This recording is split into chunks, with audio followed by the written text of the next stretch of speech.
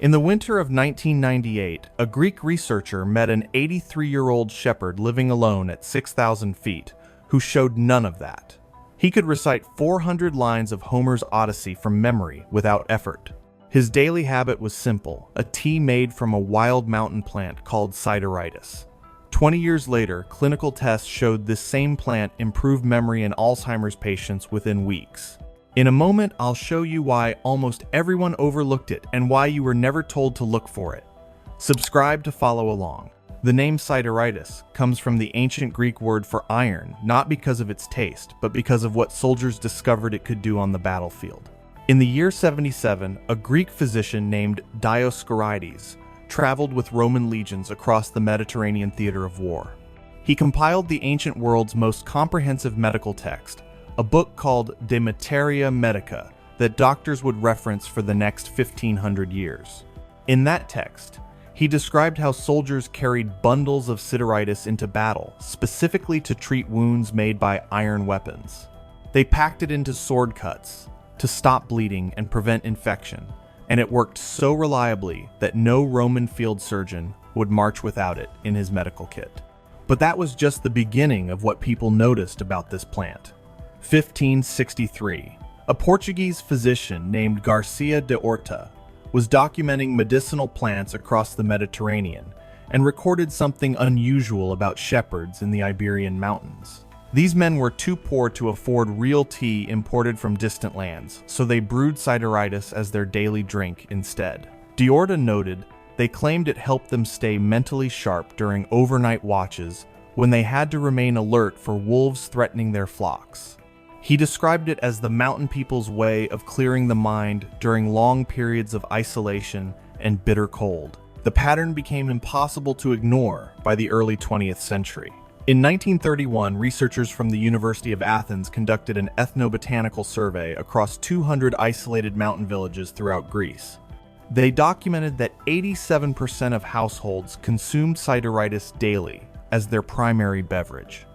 When they interviewed elderly residents, the ethnographer Nikolaos Politis documented dozens of similar cases across the Greek highlands, where elderly people living at high altitude and drinking Sideritis daily maintained cognitive abilities that seemed impossible for their age.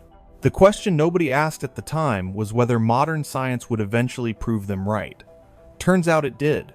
Let's look at what actually happens inside a human brain when someone drinks this tea, because the mechanism isn't mystical or based on hopeful thinking. Your brain uses a chemical called acetylcholine to pass messages between neurons.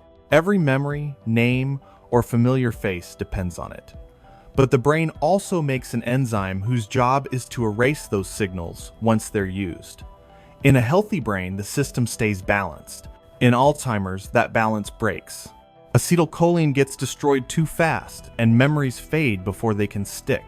Every major Alzheimer's medication on the market, drugs like Aricept, that cost hundreds of dollars per month, works by blocking that destructive enzyme. And Sideritis does the exact same thing naturally, without a prescription or patent. A study published in the Journal of Ethnopharmacology in 2016 tested Sideritis extract against that enzyme under controlled laboratory conditions. The plant blocked 67% of the enzyme's activity. That's the same biological mechanism doctors prescribe expensive medications to achieve, except this version grows on mountainsides and costs pennies per cup to prepare. But this plant does something synthetic drugs struggle to do.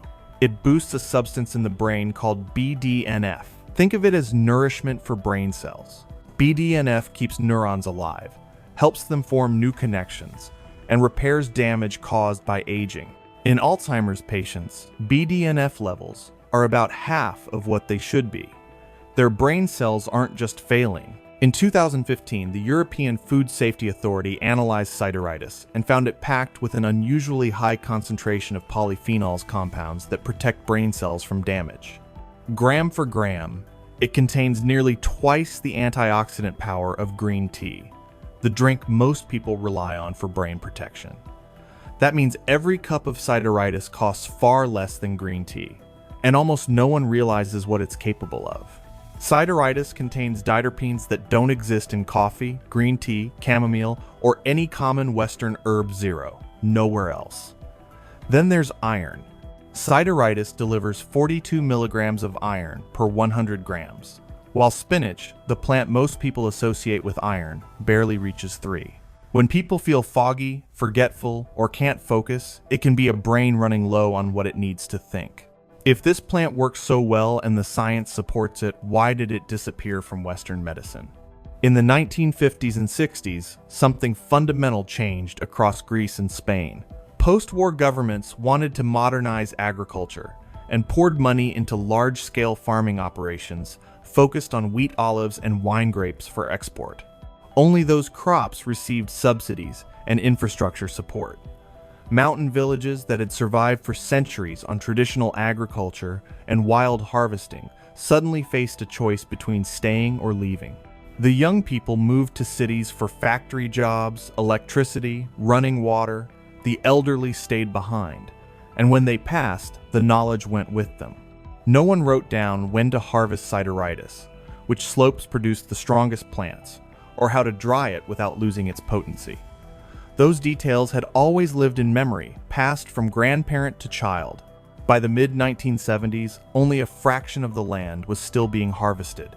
The plant remained in the mountains, but the people who knew what to do with it were no longer there. Then farming began to change, and Sideritis just didn't fit anymore. It grows on steep mountain slopes, where machines can't go.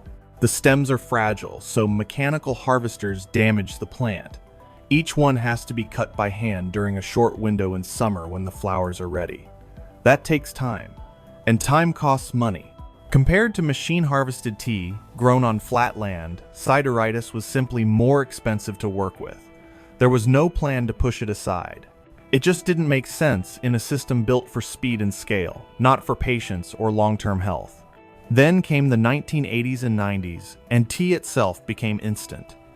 Big brands put tea into bags that brewed in minutes and showed up everywhere as Liptoppen or Twinings.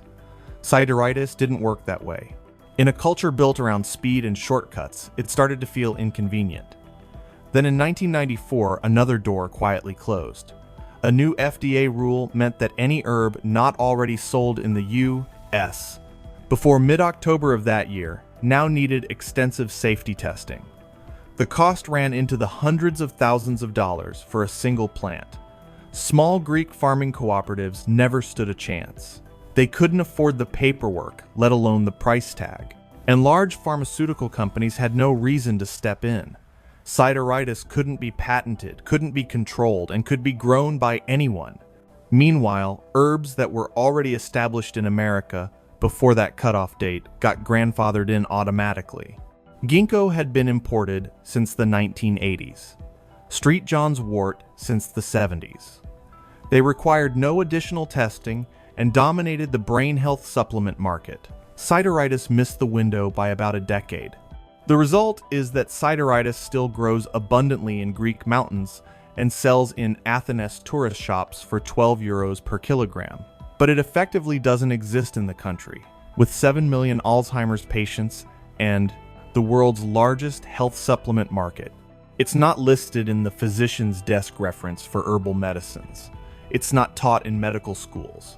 Most American doctors have never encountered the name. But here's the secret: no one talks for you. The disappearance of Sideritis wasn't just cultural or economic. Climate played a role too. As the planet warms, parts of the American Southwest are starting to resemble the Mediterranean: hot, dry summers and mild winters. Exactly the conditions Sideritis evolved to thrive in. So we abandoned a drought-tolerant plant that protects memory 50 years ago, and now we're desperately searching for brain health solutions. While the planet heats up and minds deteriorate faster than ever, small farms in Greece and Albania still harvest Sideritis for local markets and European export. Wild populations survive in the Pindus mountain range, protected by terrain too rugged for development. The plant keeps growing where goats can't reach and soil too poor for anything else, completely indifferent to whether anyone remembers it exists. The truth is, getting access to this plant is surprisingly simple. You may have walked past it without ever realizing. It's a small, bushy mountain plant, usually knee-high, with soft gray-green leaves that feel almost fuzzy to the touch.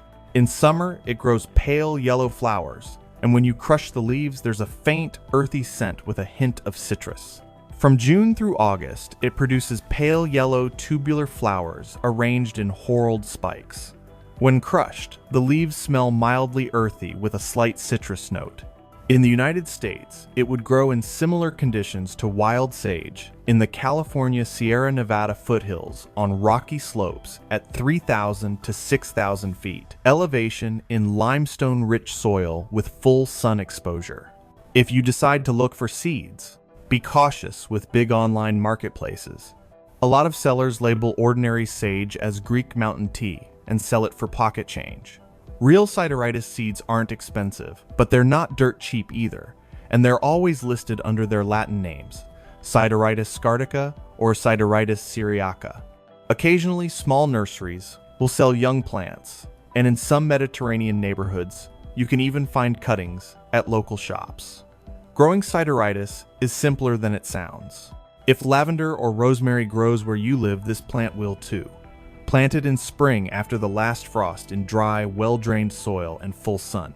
Lots of sun. Once it's established water, it's sparingly about once a month. Don't use too much water. If the soil stays wet for days, that's already too much. Let it grow untouched the first year. By the second year, the roots are deeper, and that's when the plant develops its strongest properties. Most people only think about memory after it starts slipping.